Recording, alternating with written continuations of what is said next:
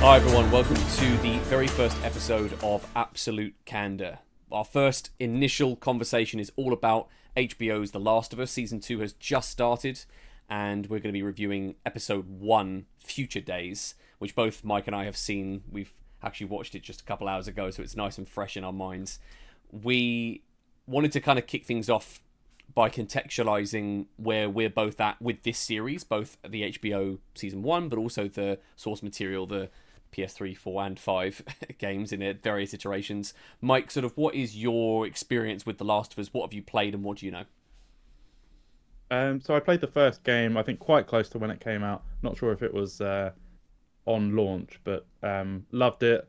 Um, Probably the story more than the gameplay. The gameplay, I don't know. I think everyone knows the flaws with the first Last of Us game, mainly a bit repetitive gameplay wise, but the story was just unbelievable. So when it got a TV series, we were always going to watch it.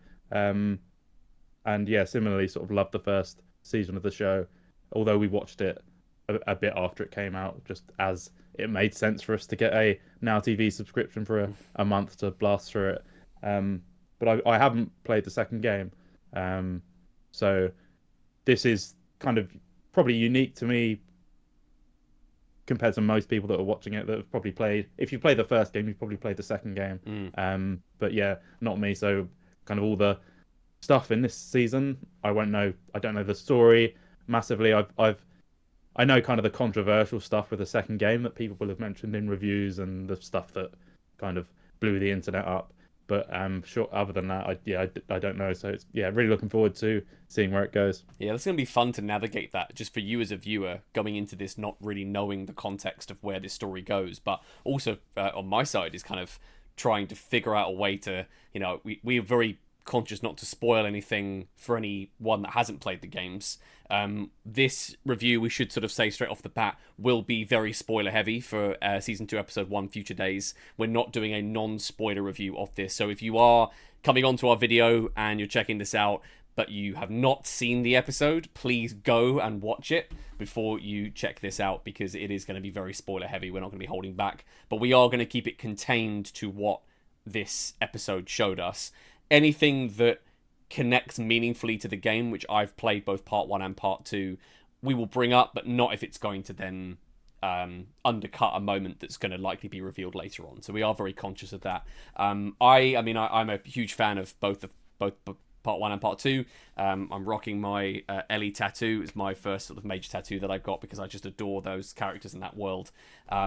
It's something that I have gone back to multiple times with different people. So I am still playing the Factions multiplayer with my friend Johnny Wilson. Shout out to you, dude, because I know you're also equally a huge fan of The Last of Us.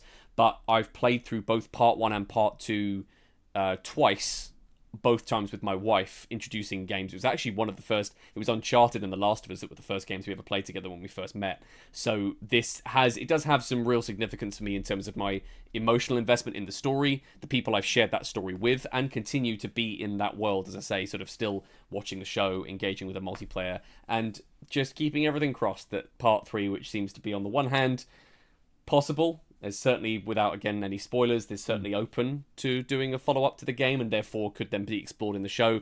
Equally, this could be it. Neil Druckmann has said there's no guarantee that they're going to get a part 3 made. So we don't quite know where that's heading, but what we can speak to with confidence is season 2, episode 1 of HBO's The Last of Us Future Days, which dropped yesterday in the States and today here in the UK. I wanted to kick off this review just by giving a shout out to some of the new additions to the cast. We'll get to Pedro Pascal, Bella Ramsey, I'm sure, in a bit, but I want to just give a big shout out to Catherine O'Hara, who's playing Joel's therapist in this first episode. One of my favourite scenes actually in the whole episode. I think that was a real standout, and not a character that appears in the game. That is a completely original new addition for this show and contextualizes a lot of his struggle with the decision he made to lie to Ellie and take her away from the Fireflies at the end of season 1.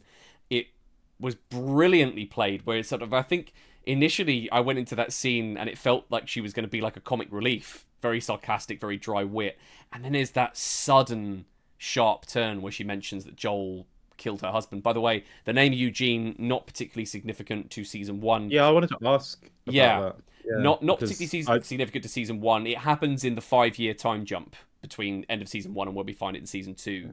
Eugene is a character from the game that's already killed. He's already doesn't you don't see him, but he's referenced in Jackson as one of the people that support the town. And I think the game, much like they did with the Bill episode in season 1, they're going to use the series to expand on those stories we never really got a lot of detail on. That sudden tonal shift in that scene and her portrayal of that grief was brilliantly underplayed and really well written, and I think actually was a highlight for me from this first episode. Yeah, it was interesting going into that scene. So,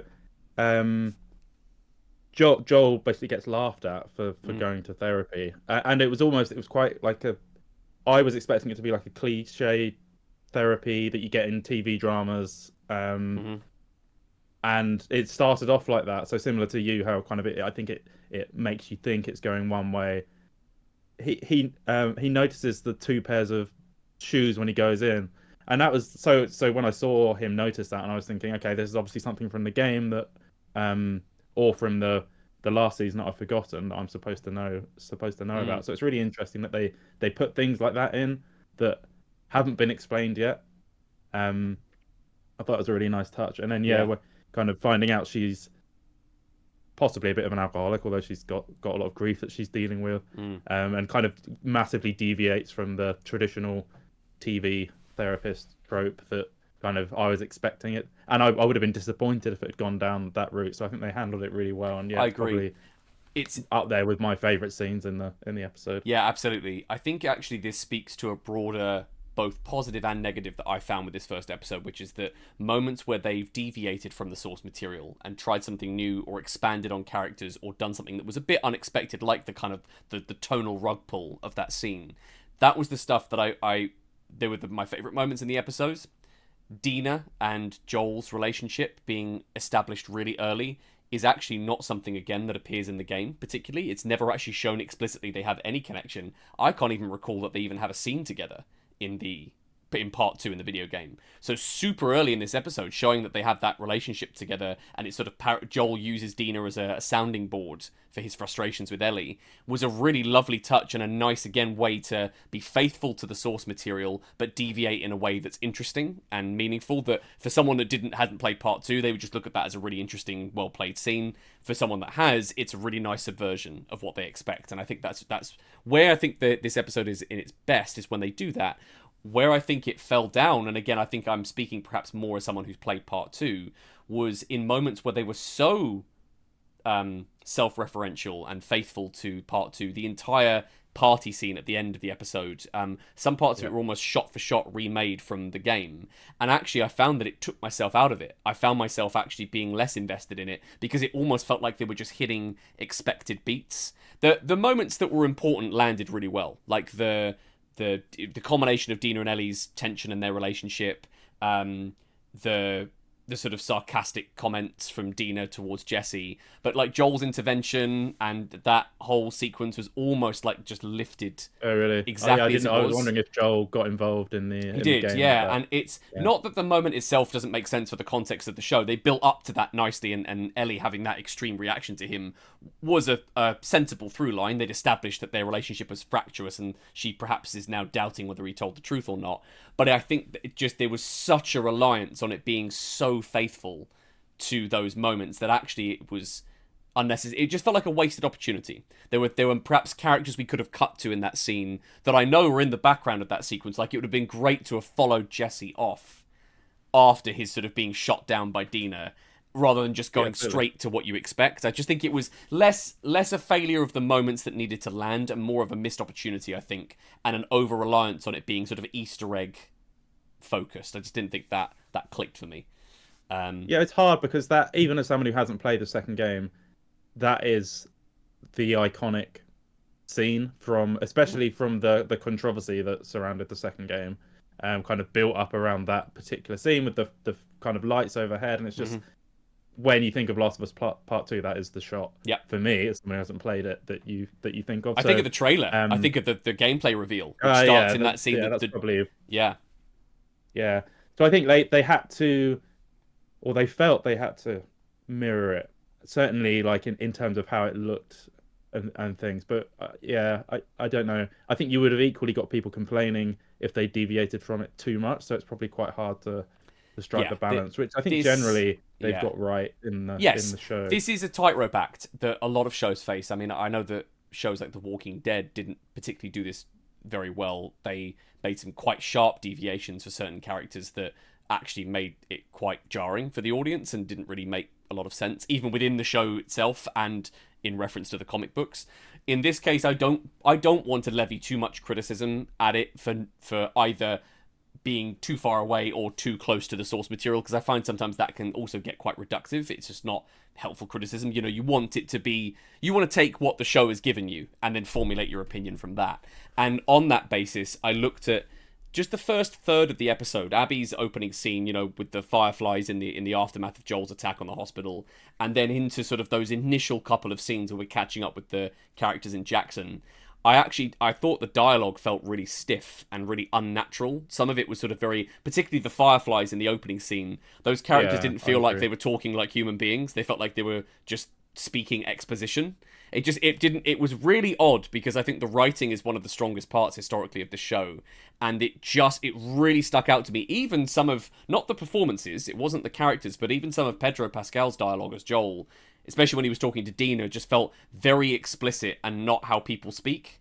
And for someone that was Well, already sort of, you know, his character was already nervous about opening up and is now we're seeing him in therapy, it just didn't click for me. Those first two or three scenes just felt a little bit mismatched and a bit out of place. yeah, I think part of it is you go in with an expectation, especially if you haven't watched like a recap or you haven't Mm, just watched season one through. You go in with an expectation of kind of I'm expecting to see Joel and Ellie talk like relationship start from the off like they're having a natural conversation. I think because it starts with basically characters we don't know in the first scene, it's difficult to kind of feel a rapport with mm, them and what they're like. You're thinking what are they talking about? They're obviously talking about the HQ rampage from the first season, but I think it just was a bit cold to kind of jump mm. in there without any. Obviously, you had the tiny shot of Joel promising Ellie that it was as he said, but I think maybe I'm just not sure about that as the choice of the first scene. Maybe having some of those fireflies in the immediate aftermath of what happened, Hmm.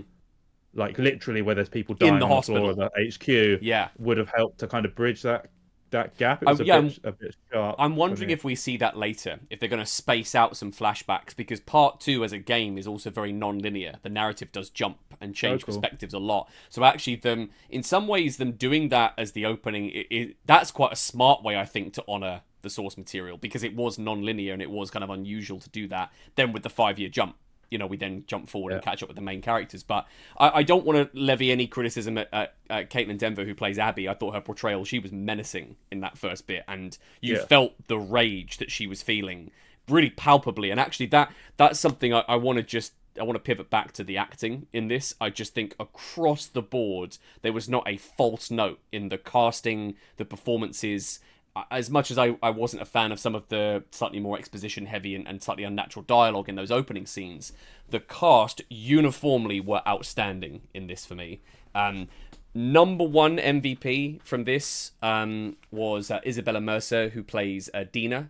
I thought she was pitch perfect casting. Like, sort of she had instant chemistry with Bella Ramsey, who was brilliant throughout this, playing all those different shades of Ellie, her Yeah. sarcasm, her wit, her stress in that scene with the stalker. But Dina established herself that absolutely spot on portrayal, not only in the characterization but just as a character that was immediately likable. I immediately wanted to spend time with that character, and that was where I think that was the opposite. That's where a character introduction was really effective, and it cemented the focus on their relationship. It felt really earned, all those moments, and that obviously which then culminated in their kiss at the end. It felt like an earned moment. She was brilliant. Yeah, I think it's hard with the Fireflies because obviously, see, through most of season one, you're kind of getting on their side because they're like the resistance. They're all like common people generally, and they're like down to earth Mm, compared to some of the like military people in the show. And then even at the start of in that first scene, you're like you feel like you should be on their side, mm. but obviously we're all kind of rooting for Joel as much as he's lied to Ellie and stuff.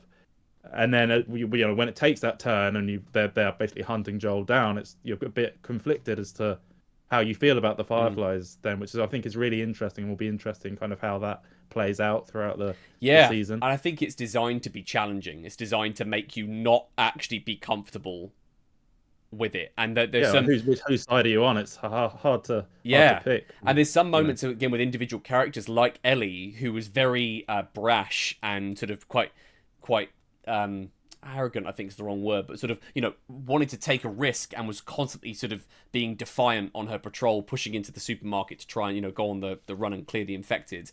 That in itself made you sort of look at Ellie not in the changed your mind about her, but it gave her an obvious flaw that was nice. It gave it shades of grey that was nice to explore, and I enjoyed that. I enjoyed not liking her for parts of it because she was being a bit of a dick, but that was part of her arc. It was an important part of that story that those decisions were made. Like her yelling out, "I'm infected," with Tommy trying to Yeah. keep her quiet. Like all that immaturity, it totally worked for her character, and I thought.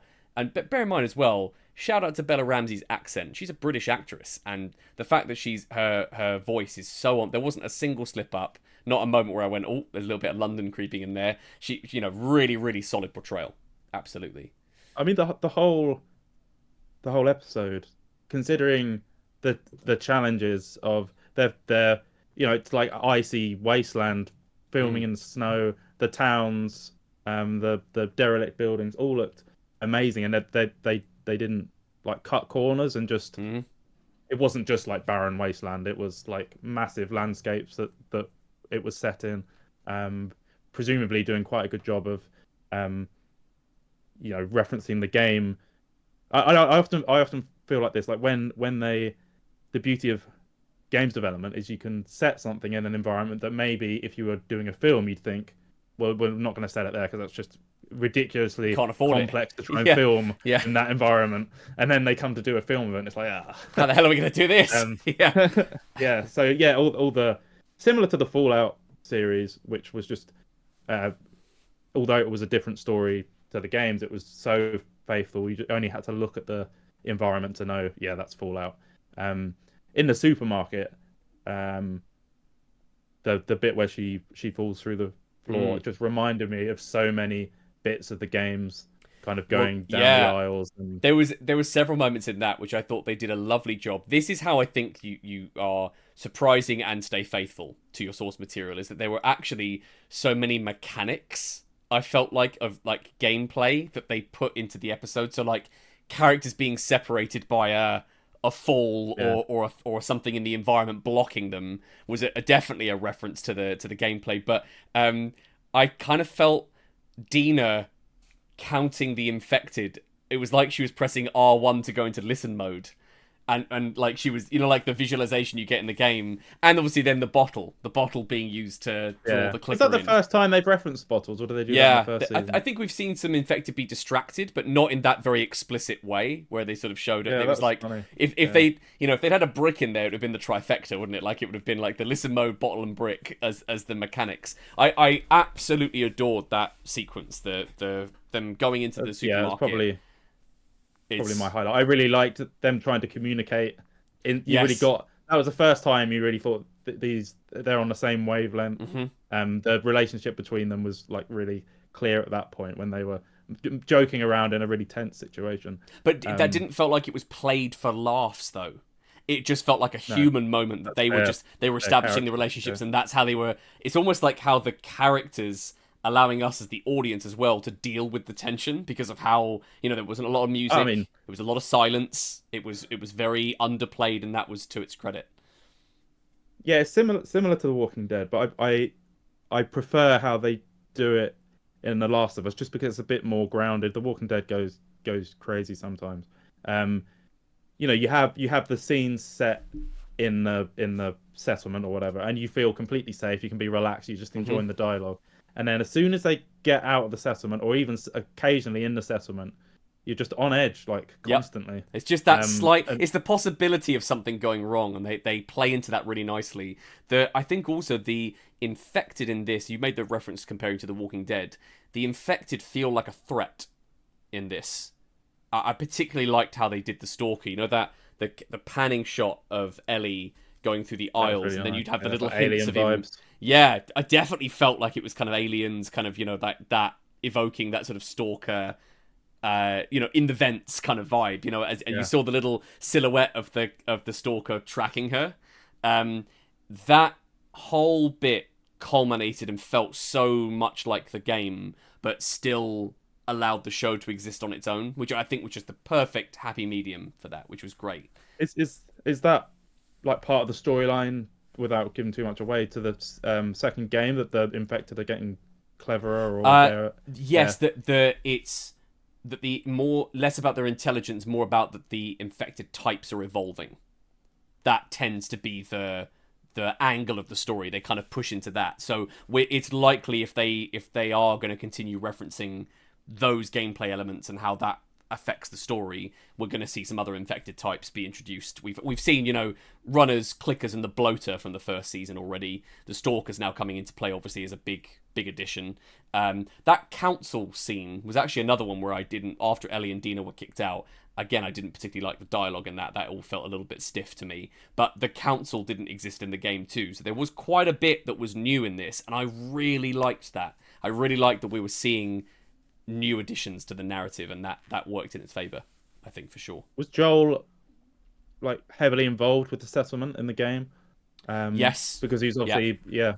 making decisions about Kind of him and the Tommy. construction side. Yeah, him and Tommy Yeah. with Maria, the kind of the three of them together were kind of the linchpin of the settlement when they joined. And then a lot of it was about Ellie wanting to be independent of him, go out on patrols. I think that was actually really nice. It was a nice bit of character building between Tommy and Ellie. Tommy's line about how just we're the same, there's no difference between us, was just a nice establishing of their relationship together.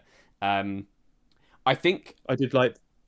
I was just going to say I did yeah. like in the council, where Ellie's like, if it was you and Joel, you'd have done the same thing, and he's like, yeah, Yeah. and it kind of screws their argument. But I Yeah, liked that and as call them on their bullshit a little bit, which is really nice. yeah.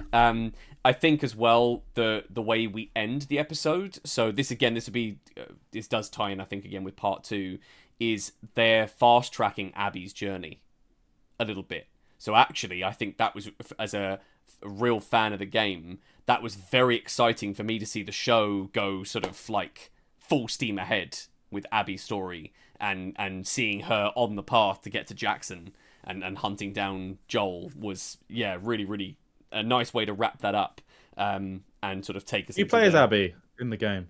Laura Bailey. No, do you play as her? Is she a playable character? Or Oh, you're apologies, just playing... misheard. Yes, so you do play as Abby, yes.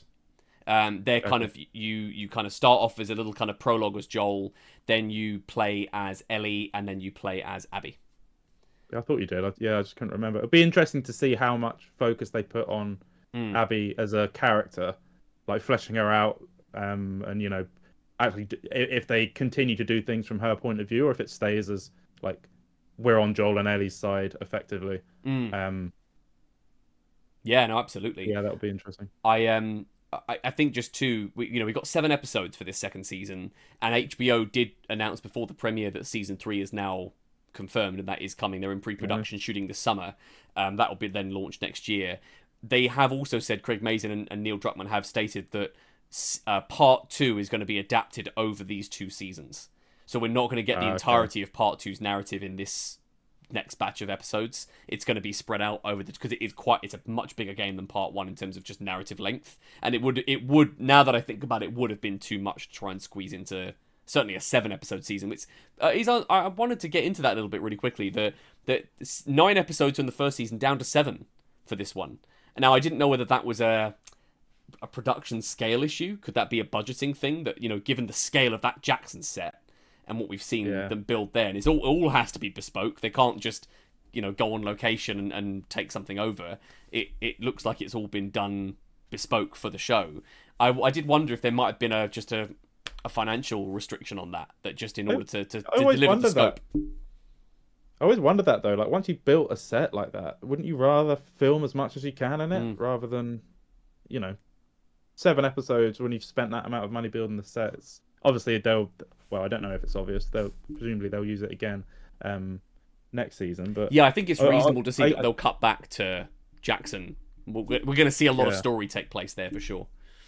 I guess the problem is, I don't think, unlike like Game of Thrones, I don't think it can go ahead of the game plot. I don't think Mm. they can write a story that would otherwise be in the what you'd expect to be in the third game until the game happens or doesn't Mm-hmm. happen. If there's a chance of the game happening, because I don't know, I personally would rather Neil Druckmann was. Well, I know he's executive producer and is obviously heavily involved, but unless he's literally saying this is the story that I want in the third game, and I also don't think people would want the first place they see that to be in the Be the show. versus Yeah, the game. I think So that's fair. I it's think a tough because one. their Naughty Dog's focus right now is on Intergalactic: The Heretic Prophet. That is their new IP. They're pushing that. At the end of the documentary for Part 2, for the making of the Grounded 2 documentary, Druckmann does say that there is a story outline for Part 3 that Naughty Dog have completed with a complete, 5-act structure, beginning, middle, end. They know what that looks like. But recent interviews have stated that's not such a safe bet. Whether he's just kind of saying that to save face and with a reveal later, it's such a popular and engagement, conversation generating IP that Sony, I think, would be silly to not push Naughty Dog to make a part 3. So it's likely that even if the HBO show maybe goes on hiatus after the third season, the third game comes out and then we get a follow-up potentially. There's all kinds of permutations of how that could play out. But I do agree. I think that we would get, in terms of new story, not previously explored in the games, that's as in like a full narrative as opposed to just key moments. I think we get that in game form first before any follow-up then happens with the HBO show. But we know we're going to get a season 3 now. That's all confirmed, and that will wrap up the story of part 2. We've got 6 more episodes to go in season 2 of HBO's The Last of Us, and we'll be back every week here on Absolute Candor, reviewing, recapping the episode, and sharing our thoughts. You can follow us on all of the things, all of the socials, Threads, Facebook, Instagram, and of course YouTube, Podbean, and Spotify at Burly Bird Media. Also, please come and jump into our Discord. We'll be chatting about the episode and discussing all manner of various different news from across the entertainment industry. Please do come and check us out. Mike, where can people find you? You can find me at theXboxGuide.com and at the Xbox Guide on Threads and Blue Sky. Lovely. Well, thank you folks for tuning in, and we will see you next time. Yeah.